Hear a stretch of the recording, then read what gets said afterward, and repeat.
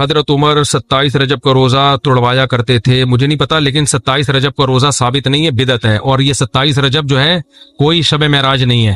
معراج ثابت ہے نبی صلی اللہ علیہ وسلم کی، لیکن کس تاریخ ہوئی ہے اس کا کسی مستند حدیث میں کوئی تذکرہ نہیں ہے. رجب میں بھی ہوئی ہے کہ نہیں یہ بھی نہیں پتا. تو خام ہمیں 27 رجب کو نہیں عبادت کی رات بنا دیں، اور 27 رجب کو روزے کا دن بھی نہ بنائیں.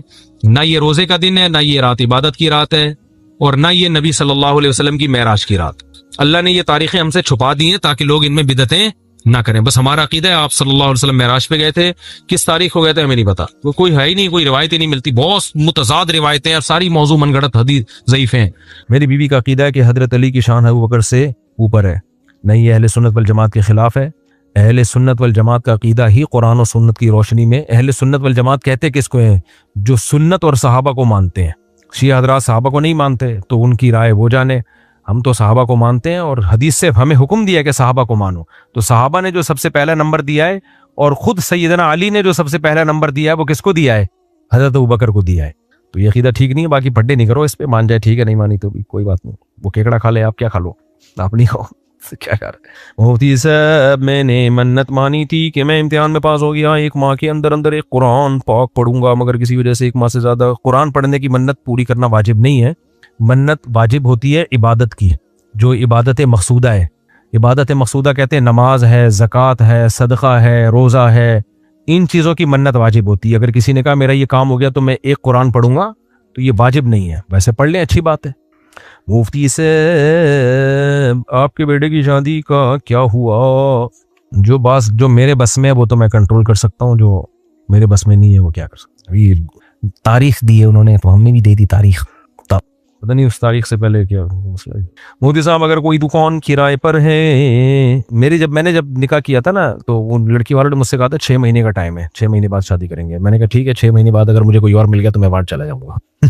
اور کیا، میں باؤنڈ نہیں ہوں 6 مہینے کا. اگر کوئی نہیں ملا تو دوبارہ ٹرائی مار لوں گا. تو انہوں نے کہا نہیں ہم تو 6 مہینے بعد. میں نے کہا بھائی آپ کی مرضی ہے، میں 6 مہینے تک اپنے آپ کو پابند نہیں کر سکتا. تو انہوں نے کہا آپ کو جلدی کیا ہے؟ میں نے کہا دیر بھی کیا ہے بھائی، جلدی کی کوئی وجہ نہیں تو دیر کی بھی تو کوئی وجہ، کوئی معقول وجہ ہو تو ٹھیک ہے.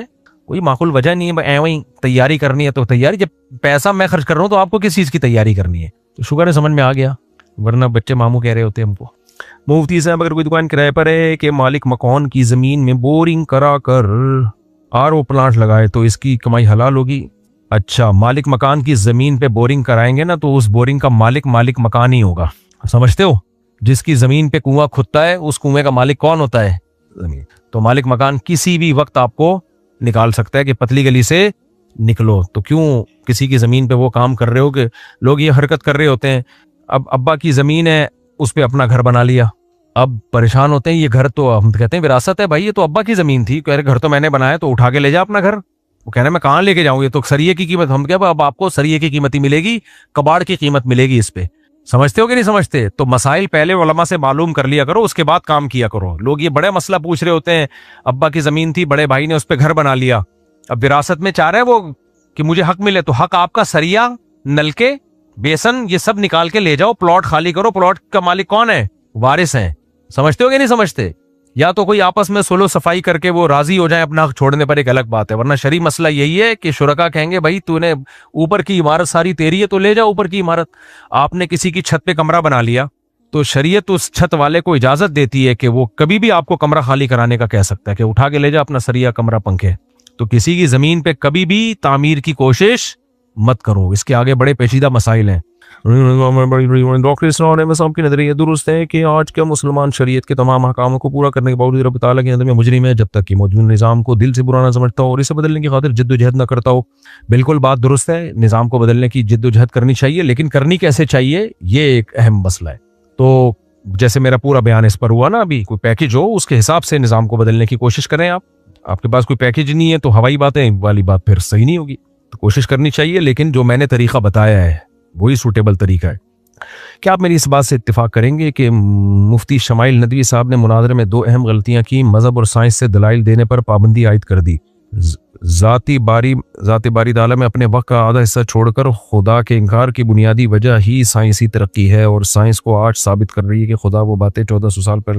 اس کو مفتی صاحب اپنی دیکھو، میں نے ان کا پورا مناظرہ سنا نہیں ہے، पूरा बहुत लंबा है, चूंकि मैंने इसलिए सुना नहीं है तो, लेकिन उसके रिस्पॉन्स बहुत अच्छा आया है और जो चंद क्लिप मेरे सामने आए वही मैंने सुने, तो मुझे बहुत अच्छा लगा कि उन्होंने अपने टॉपिक को फोकस किया है कि भाई बात खुदा के वजूद पर होगी और मजहब से दलील नहीं होगी। तो जाहिर है क्योंकि सामने वाला मजहब को नहीं मानता ना, वो तो साइंस को मानता है, तो इस हद तक तो मुझे ठीक लगा है। बाकी जब इतनी बड़ी बड़ी बहसें होती हैं तो कुछ ना कुछ थोड़ा बहुत, जो मुझे एक छोटी सी चीज़ लगी वो इंग्लिश का गैर ज़रूरी इस्तेमाल, वो मुझे लगा कि थोड़ा नामुनासिब है। बाकी वो उसको हो सकता है वो मुनासिब समझ रहे हो। मनफी ज़हन से मत सोचो, अच्छा काम हो गया। आप समझते हो उसमें बहस में कोई फॉल्ट था तो आप तैयारी करके इस तरह से बहस कर लो कि इसमें वो फॉल्ट ना हो, समझ रहे हो। मुफ्ती साहब मिर्ज़ा अली का नबी करीम सल्लल्लाहु अलैहि वसल्लम का जनाजा किसने पढ़वाया था? नबी का जनाजा हुआ ही नहीं है। उसमें बहुत सी हिकमतें उलमा ने बयान की हैं। मेरी नज़र में जो सबसे अहम हिकमत है वो ये है कि नबी जनाजा होता है दुआए मगफिरत के लिए, और नबी के लिए मगफिरत की दुआ की इजाज़त नहीं है।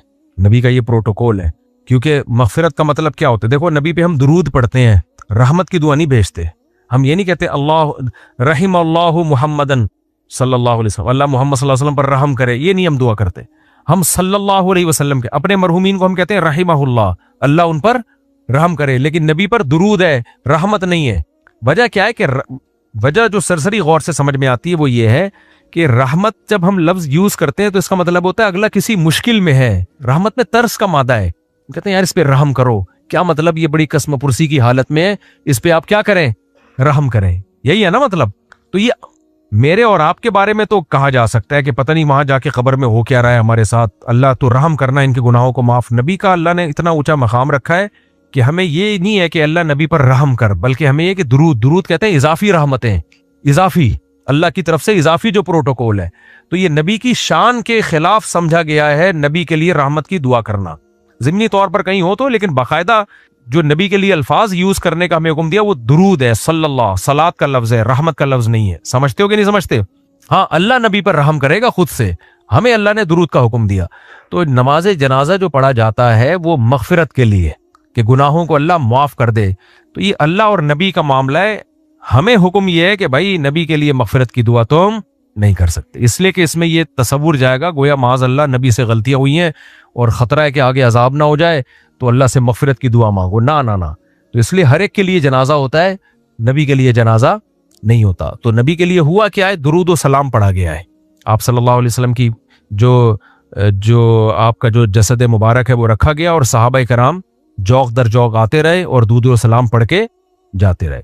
अब वही बात है, मुस्बत सोचोगे तो यही बात है, मनफी सोचोगे तो जो सहाबा के खिलाफ है, जो बुग़्ज़ निकालते हैं, वो फिर उल्टी उल्टी बातें कर रहे होते हैं, जनाजा नहीं पढ़ा और ये वगैरह वगैरह जो फजूल बातें चल रही होती है। तो भाई सहाबा से ज़्यादा नबी का कौन चाहने वाला था? और नबी सल्लल्लाहु अलैहि वसल्लम के जो ताख़ीर हुई है ना दफनाने में, उस ताख़ीर को आम जनाजों पे क़ियास नहीं किया जा सकता। नबी के जनाजे में ताख़ीर जो हुई है दो वजह से। नंबर एक, अंबिया का जिस्म खराब नहीं होता, जर्रा बराबर तगय्युर नहीं आता और हुस्न पैदा हो जाता है उसमें। जबकि हमें जो मैयत को दफनाने का हुक्म है वो इसलिए कि बर्फ खानों से बचाओ और जल्द से जल्द दफनाओ, क्योंकि तगय्युर मैयत में तब्दीली आना शुरू हो रही है, चेहरे की रौनक खत्म हो रही है। अंबिया के चेहरे की रौनक तो बढ़ती चली जाती है। तो वो अगर कभी भी ना दफनाया जाता तो भी नबी सल्लल्लाहु अलैहि वसल्लम का चेहरा अनवर उसी तरह चमक रहा होता जैसे जिंदगी में, बल्कि उससे भी ज्यादा। और दूसरी वजह यह थी कि सहाबा को यह खतरा था कि अगर हमने दफना दिया तो खिलाफत के मसले में इख्तलाफ ना पैदा हो जाए कहीं। तो खिलाफत का मसला यानी मुसलमानों का एक अमीर पहले बन जाए, उसके बाद हम जनाजा दफनाएंगे, क्योंकि ये ज्यादा अहम है। क्योंकि तलवारें ना चलना शुरू हो जाती ना जब कोई अमीर नहीं होता। नबी के दुनिया से जाता ही कोई भी अमीर नहीं है ना अब, तो कोई भी दुश्मन फायदा उठा के हमला कर दे, कुछ भी कर दे, तो पहले अमीर का वजूद क्या है, जरूरी है। तो इसलिए हजरत अबू बकर का पहले इंतखाब किया, सबने उन पर बैत की, उसके बाद आप सल्लल्लाहु अलैहि वसल्लम को दफन किया गया। तो वहां ताखीर में ये दो वजह थी। हमारे यहाँ जो ताखीरें हो रही थी इनमें कोई ये वजह, इनमें से एक वजह भी नहीं होती। अगर एक शख्स ने बीवी से कहे मैंने आपको तलाक दी तो इससे कितनी तलाक़ें वाक़ई होंगी? मुतकल्लिम कहते हैं नीयत एक तलाक की थी, एक तलाक होगी, क्योंकि तलाक के लफ्ज में दी को तकरार किया है ना, दी यानी उसी एक तलाक को ताकीद कर रहा है उसकी, तो इसलिए एक तलाक होगी अगर उसकी ये नीयत थी एक तलाक की। अभी मेरे पास एक साहब आए कहते हैं अच्छे भले बारिश आदमी, मुझे कहने लगे मैंने अपनी बीवी को बोला मैंने तुम्हें तलाक दी, मैंने तुम्हें तलाक दी और मेरी नीयत तलाक की नहीं थी, मैं तो वैसे ही कह रहा था। मैंने कहा यार आप सफ़ेद रीश हो, बड़ी उम्र हो गई आपकी और दीनदार हो, नमाज पढ़ते हो, تو کہہ رہے ہیں میں جہاں سے بھی فتویٰ لے رہا ہوں وہ کہہ رہے ہیں طلاقیں ہو گئی ہیں, یہ میں نے تو ویسے ہی دی تھی. تو یہ بھی ہے دنیا میں, ایسا بھی چل رہا ہے مارکیٹ میں. تو میں نے کہا ہو گئی ہے, یہ تو کوئی طلاق میں تھوڑی مذاق چلتا ہے یار. لوگ کہتے ہیں اسلام اتنا سخت کیوں ہے؟ بھائی اسلام کے اصول مضبوط ہیں, ورنہ طلاقیں دے کے لوگ کہہ سکتے تھے میں تو ویسے ہی دے رہا تھا. عورت ساری زندگی کنفیوز رہتی کہ پتہ نہیں دیے کہ نہیں دیے. تبھی نکاح میں بھی شریعت نے کہا ہے کہ اگر قبول کر لینا تو مذاق میں بھی وہ ہو جائے گا قبول. ایسے کتنے کیسز آتے ہیں, لڑکی کہہ رہی ہوتی ہے میں نے تو ہاں کر دی تھی, میں تو مجبور تھی. ہم کہتے ہیں بھائی آپ جو بھی تھی, جب آپ نے ہاں کر دی تو نکاح ہو گیا. کہ نہیں بھائی میری جب دل سے راضی نہیں تھی, تو دل سے راضی نہیں تو منہ سے نہیں پھوٹتی نا.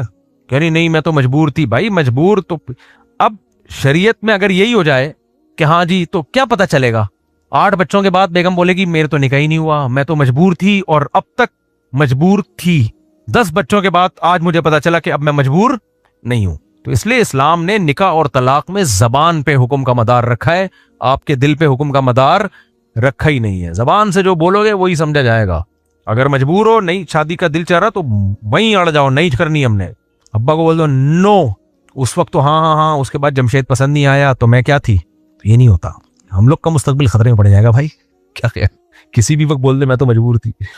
اچھا ایک اور کام بڑا زبردست آج کل یہ بھی ہو رہا ہے, واقعات جو میرے سامنے آ رہے ہوتے ہیں نا پھر میں بیان میں لاتا ہوں تاکہ پتہ چلے مارکیٹ میں چل کیا رہا ہے. یہ بہت ہو رہا ہے, شادی پہ لڑکی راضی نہیں تھی یا لڑکا راضی نہیں تھا, شادی ہو گئی, پہلی رات میں بیگم کو بول دیتا ہے کہ میں تو بس خوش نہیں تھا, میرے ابا کا فیصلہ تھا. تو میں ایسی لڑکیوں کو کہتا ہوں رکھ کے چماٹ تھوپ دیا کرو اس کے. جو مرد پہلی رات میں یہ بولے کہ یہ میرا فیصلہ نہیں ہے, میرے پیرنٹس کا فیصلہ ہے جس کی وجہ سے میں نے تم سے شادی کی, یہ بڑی بےغیرتی والا جملہ ہوتا ہے. بالفرض آپ کے پیرنٹس کا بھی فیصلہ تھا, اس کو کیوں بتا رہے ہو کہ میری پسند سے نہیں ہوئی؟ اس کا مطلب آپ نے بتا دیا کہ میں تمہارے ساتھ ٹائم پاس کروں گا, بس یہی مطلب ہوا نا. اس کے دل پہ آرے چلتے ہیں بھائی, آپ نے رپورٹیں پیش کرنا شروع کر دی.